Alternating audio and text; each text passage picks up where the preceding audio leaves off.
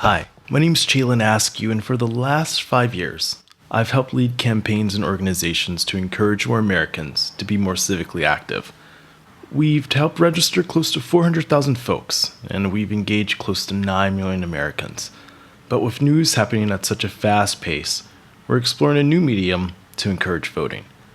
I'd like to introduce you to our new podcast, The Delve. Today marks our first episode, and I'm extraordinarily excited for you to join the ride as we delve into the stories and the issues that make voting so important.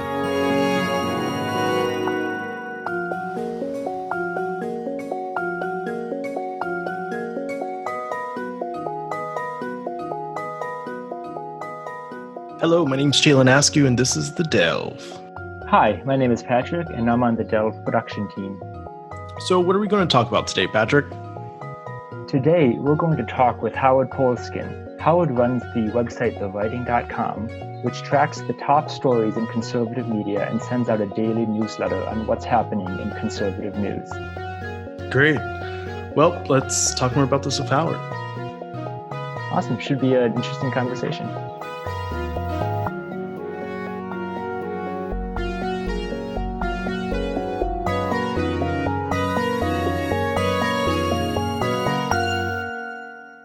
So, Howard, we're so excited to have you on today, and your site is kind of like a one-of-a-kind, wonder in this space. So, I want you to tell me a little bit about the writing and kind of what do you track and why you track it.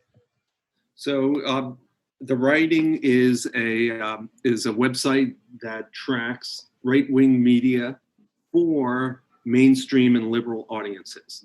And the main reason I started it was the day after Donald Trump was elected president of the United States. I thought, how did that happen? I thought I was well informed, smart. I read the New York Times, went to the BBC.com, watched the NBC nightly news, read Time magazine.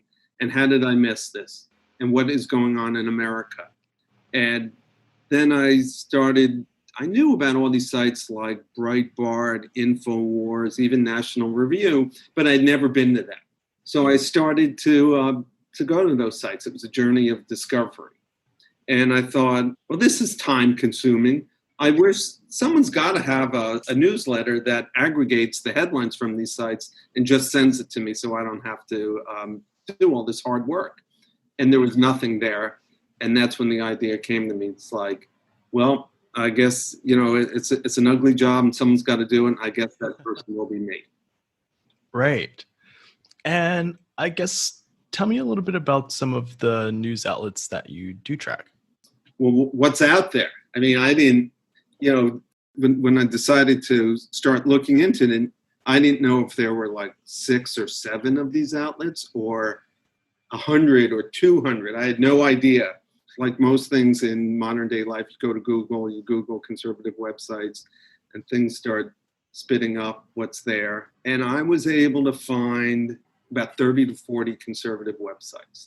Wow. And by the way, there were far more many conservative and right-wing websites than there are liberal websites. Wow. So it's like that was one of the first ahas. Like, oh my God, look at all everything that's out there. And the other observation was that these were fairly professional. They were well edited. It wasn't that there were grammatical errors or punctuation mistakes. A lot of some of them were just repurposing other material that had been out there. Right. A lot of it was pretty strong opinion, and there was some original reporting.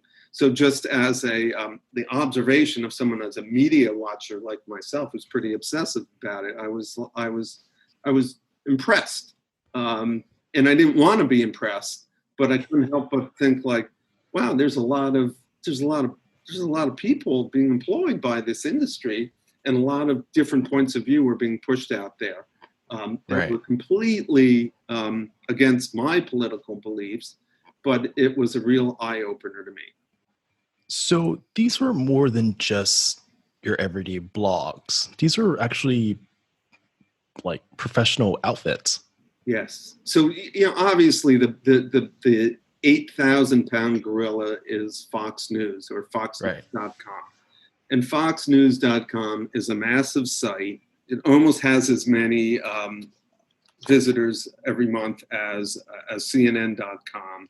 Foxnews.com has more visitors than the New York Times or the Washington Post or places like Vox, The Atlantic, or Slate, or the Daily Beast. So it has a huge footprint. Fox News probably has Foxnews.com has 10 times as many visitors a day as the next largest conservative website. They're just massive. Wow. All right. And then just by seeing the multitude of outlets out there, it's kind of changed the way that people get their news. And we talk a lot about, conservative cable news and, like you mentioned, Fox. It's really a whole multimedia platform. Do you think it makes it perhaps a little bit more difficult to regulate what's being said? Oh, it feels completely unregulated. Mm. It doesn't feel regulated. It feels like whatever's on people's mind. It could be irresponsible. It could be wrong. It's amazing what gets thrown out there. Right.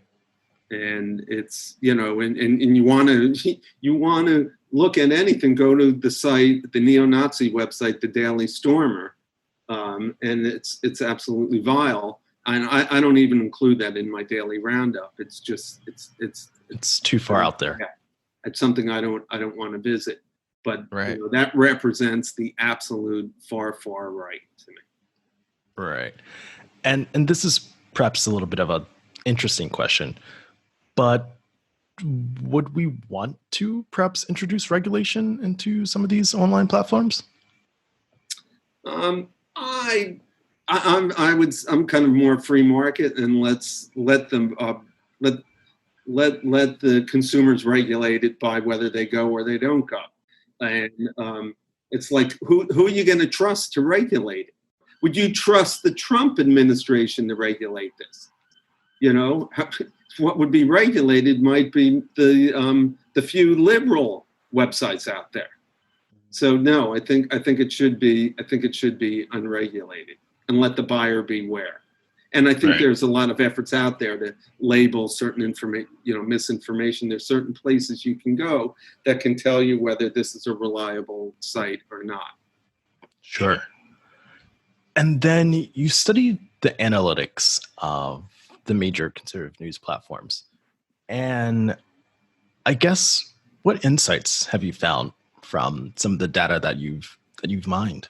So, good question. So just so you know, my background, my career has been bifurcated between journalism and public relations. And I worked in public relations at CNN in the 90s. And one of the things I did for Turner Broadcasting, every week I put out for the entire company, the weekly ratings report. And I worked with a professional research department of 15 people. And there were certain rules that you would adhere to, because you didn't want to put your finger on the scale when you were providing audience numbers. And I've carried those lessons with me into the writing. And with the writing, when you look at all the number of outlets that are out there, once you've identified them, which I did very early on with the writing, the next thing is, well, who's got the biggest audience? Right. And the question after that is that audience growing or shrinking? The insight is, as I said earlier, number one, Fox News is by far the dominant player in the online space, much like the way they are in the cable space. But after that, it breaks down, and it's really, right now, it's a horse race for number two position between two Washington-based media outlets, the Washington Times and the Washington Examiner. And both of them are experiencing very dramatic growth. So it's like, wow. And a lot of that, I think you could put to the coverage of the pandemic. That's certainly in the coverage of the social unrest in the country. But they're both audiences were growing dramatically even before March of this year. So there's a thirst on the right for this kind of information. The big surprise, I think, is that the the collapse of Breitbart. Breitbart has, Okay. for almost 3 years, Breitbart lost audience. And, it looks to me like they sorely missed Steve Bannon. According to new metrics from ComScore, Breitbart's traffic declined in May for the 7th straight month.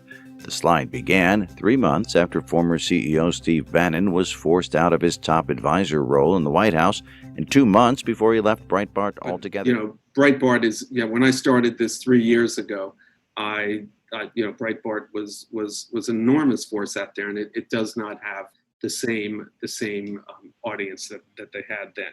Do you think that perhaps the collapse of kind of like their audience was linked to when Steve Bannon joined the Trump campaign? I struggle with what the cause is, and to have a intelligent answer would have required me to follow the masthead obsessively and to track the stories that they had. So, for instance, early on when I started the writing in the last half of 2017, 2018, I did observe that they actually had reporters along the border of Texas and Mexico. And that really impressed me. To put someone on the road to cover something, that takes money, that takes resources. And I don't see that kind of reporting anymore from Breitbart. And so I can't tell for sure whether it's because of the audience tastes have shifted or because their news gathering has changed, their point of view has changed. It's very hard for me to put a finger on it. Now, for a place like the Washington Examiner, you could tell, I know from my reporting about the Examiner, I've done a story about the Washington Examiner for the Columbia Journalism Review. It's because their audience has grown so dramatically because they make and put enormous resources into posting as much content as possible. Some of their junior reporters have to produce as many as 8 or 9 stories a day. That's a lot of content. Yes, it is. So I think another probably interesting question is, what are the most common ways that these platforms create their bias? Is it with confusing wording, some type of like odd headline? Is it misleading data? There's certain stories that create a lot of buzz for them. So anything that's anti-elitism, anti-Hollywood, anti-science, anti-Hillary, those are the stories that generate a lot of attention for these sites. Very controversial point of views will be helpful for them. This is from Town Hall today. There's nothing more exciting than America buying more guns. So that's, pro-guns is something that is pretty reliable for these websites to hit that note. And so I guess we know that Donald Trump gets a lot of his information from conservative news sources. Is there some type of feedback loop? So if you study Donald Trump's use of language, Right, which is pretty simple, but he likes to say, quote, people are saying, people say this, right. People say that. And that's his thing. And so as someone who goes to these right-wing websites in the morning, when he's, I watch the news later in the day and I see him say that, and I was like, oh my God, he's referring to that article in the Gateway Pundit or InfoWars. Wow. So any story that would appear in these outlets, it could reinforce his or shape, as scary as it is, his worldview. And it gives him the determination and the cover to say, people are saying, this is what I'm hearing. Right. Just because it appears on these websites. And that's pretty scary. And I do know for sure that the Trump administration does quote the research from right-wing media monitoring organizations like Newsbusters. And, right. That gets used a lot as well for their talking points. Could this be one way that Trump is influencing policy? Could he be perhaps taking suggestions and cues from not just like Fox and Friends, but perhaps Newsbusters and even more probably scary, InfoWars? Yes, I definitely think so. Absolutely. I think it's all, I don't think the Trump administration, thinks like that's not a reliable news source. The fact that Right. it gets said makes it so. How Wow. scary is that? Is there, I mean, I hate to put you on the spot, but is there any news story that pops in your head that you've seen on, InfoWars or Newsbusters or one of the more like obscure conservative news outlets that you saw Donald Trump actually use for policy? Nothing comes to mind, but that's not because That might be a good thing. not because it didn't happen, because so much, I'm looking at 30 stories a day. So I see 150 a week. So it's just all in this constant stream. So I can't pull anything out for sure. Right. And then I guess another thing that's kind of still on this topic, sometimes when the president speaks, whether it's at a news conference or via Twitter, some of his comments might seem a little baffling, perhaps to, kind of mainstream America. And do you think that he's perhaps speaking to a certain subset of people who rely on these, conservative news sources for their news? Yes, I do think he's speaking to that base. He's speaking to the people who are reading these websites. Right. No question in my mind. That's incredible. It's like it reinforces. It's a circle. It's a virtuous circle. Right. And so, like, where does it stop? Where does it stop and where does it start? I can't tell at all. But that's the way it is. So, for instance, you'll see, like 2 nights ago, Tucker Carlson on his show was talking about how public schools need to be open. Well, Trump is saying that same thing. So did it start with Trump or did it start with Tucker Carlson? Who started it? I don't know. Is Tucker Carlson saying this to parrot Trump, or does Tucker Carlson have the idea in his head and Trump picks up on it because he thinks it plays? It's very hard to distinguish any of this. There's going to be presidential debates between Donald Trump and Joe Biden, and the moderator may ask a question. It could be fair to say that Vice President Biden might give a fairly standard, statement or response, but the president might actually say something that's a little like off color or different. Do you think that he's just trying to speak to this subset of people? Like, hey guys, this is for my voters. This might not necessarily be like an answer for, mainstream America. This is for my base. Well, to answer that question fully, I'd have to climb into his mind, which is what David's not eager to do.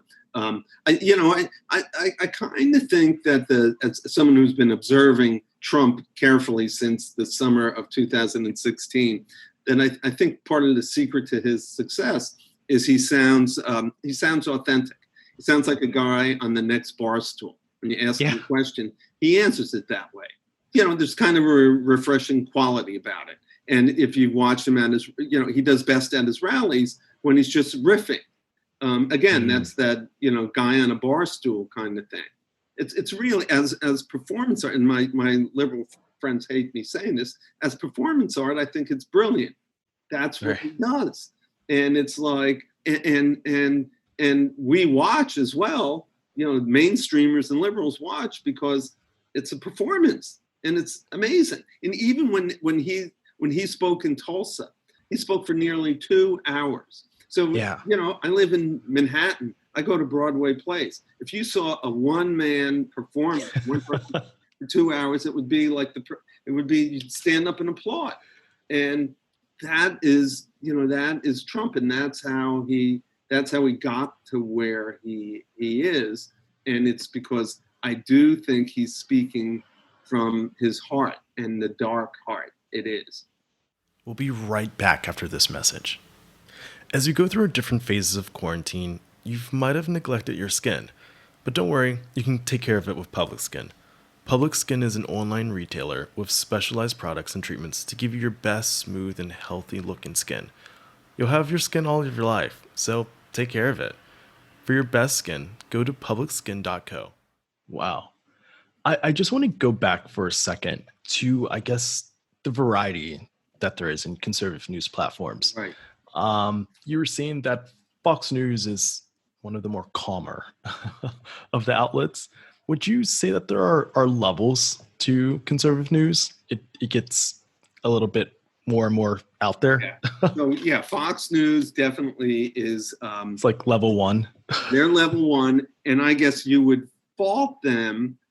It's not what they run; it's what they don't run. So that would be so, and that requires, and to really monitor what they're doing, you'd have to spend like 3 hours a day on that, and to say, oh, they didn't cover this story, they placed it here or there, or everything like that.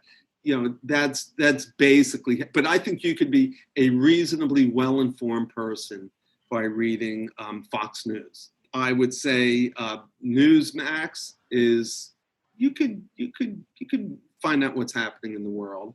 Washington Times and Washington Examiner, yeah, you could. If you only had that, I think you could still go out in the world and feel reasonably comfortable that you're not going to be surprised. I think the National Review is very reliable, well written, but it would be it doesn't represent my point of view a lot. But if any conservative outlet that has the possible ability to change my mind, that would be the National Review. And then you start getting into sites like Town Hall, which has a lot of opinion writers. There's a guy, Kurt Schlichter, who writes a lot there. I think he writes 3 times a week.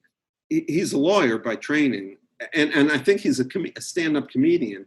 He's really good, talented. He's a talented guy, but his political point of view is completely scary. There is nothing a liberal hates more than the notion that at the end of the day, we can stick a mag in and say, nah, I don't think so. But I think as something that's amusing, it's good to read, and it would be scary if people believe a lot of what he's saying. And then you start. I think some place like the Washington Free Beacon is a smaller site. They take their story selection is interesting. They don't go with the obvious stories every day, and so you kind of get a different point of view. But then you start getting into places like InfoWars, Breitbart, and it starts getting. These are like level 9, 10. Yeah, the Gateway Pundit. It's kind of like and WND, places like that, and it's a big league politics. And you go like, wow, these are, go visit there, but make sure your mind gets washed afterwards. So this is an interesting question. Is Fox News kind of like the gateway drug to like this more outlandish news? I never thought of it that way. I don't know. That's a good question. Let's put it this way: Fox News has like 1 out of every 3 Americans. So if our country has, if the U.S. has a population of 330 million, so It means like roughly 1 in 3 Americans, if only Americans visit that site, come to Fox News every month. So that's pretty incredible. That is incredible. That's a pretty big site. My guess would be that people go to Fox and then they go to these much smaller outlets as well. For just It's like you go to the New York Times and then you go to other sites for other points of view. Sure. And then I know that you mentioned that a few of the outlets are a little bit more selective about which articles they post. And I guess in terms of probably like the biggest story of the day, which is the coronavirus, how are the different news outlets handling it? Wow. Well, I was quite alarmed in March at the tone of the coverage throughout the right-wing media universe. I know there was a wave of denialism at the end of February. See, Rush Limbaugh, the conservative radio commentator, he's got a really great website. I'm an admirer of what he does with his website. He posts all his commentaries, his entire radio show on his website, the transcripts, and he breaks it down by subject. So I go there every day to see what he's saying, and rather than spend the time listening to the show, I can zip through the transcript. So on February 24th, he called the coronavirus the common cold. And now he said correctly the survival rate was 98%, but he admitted predictions that a third of the country could be infected. So that set the tone. That, Rush Limbaugh was very influential. And, that was very, very damaging to the country and helped make the pandemic a political football. And then, the coverage started shifting into it's not so bad, it won't last long. Because of all we've done, the risk to the American people remains very low. People die from the flu. It's going to disappear. One day it's like a miracle. It will disappear. Places like American Thinkers said, the statistics about the pandemic should be taken with a grain of salt. And that, even the New York Post weighs in and tells its readers, the spread of the virus continues to slow. And then on Fox News on the 21st of March, Dr. William Hazelton wrote that he predicted that the pandemic may end sooner than we expected. And then it was all kinds of China bashing as well. Sure. And that was like, oh, why are we even going there? We're all in it together. And then there was a whole bunch of stories from the right about bashing mainstream media. That's really put under the category of shoot the messenger. Because the mainstream media was telling the truth about what was happening. That was being criticized. And then predictably, the Democrats were being blamed as well for what they were saying about the virus. So it probably wouldn't be too far-fetched to say that these outlets have had an impact on how seriously people are taking this massive public health crisis. I mean, I would say, listen, you've got, again, it's that virtuous circle. I keep saying you've got the leader of the country, and you've got the right-wing media echoing what he's saying, either echoing or he's echoing them. I don't know who's coming first, but together they amplify the message. And that's what's so disturbing. This is fascinating and great work. And I wish we could talk more. Howard, thank you so much for taking some time to speak with us today. Hope I wasn't too dark. Let's hope for a cure and hope for sun. To learn more about Howard and his incredible work, go to thewriting.com and subscribe to his free newsletter today. Hi everyone, we just launched a new podcast, and when we were looking for the best platform to get started, we landed on Anchor. If you haven't heard about Anchor, it's the easiest way to make a podcast. Let me explain. It's free. There's creation tools that allow you to record and edit your podcast right from your phone or computer. Anchor will also distribute your podcast for you, so it can be heard on Spotify, Apple Podcasts, and many more. It's everything you need to make a podcast all in one place. Download the free Anchor app or go to anchor.fm to get started.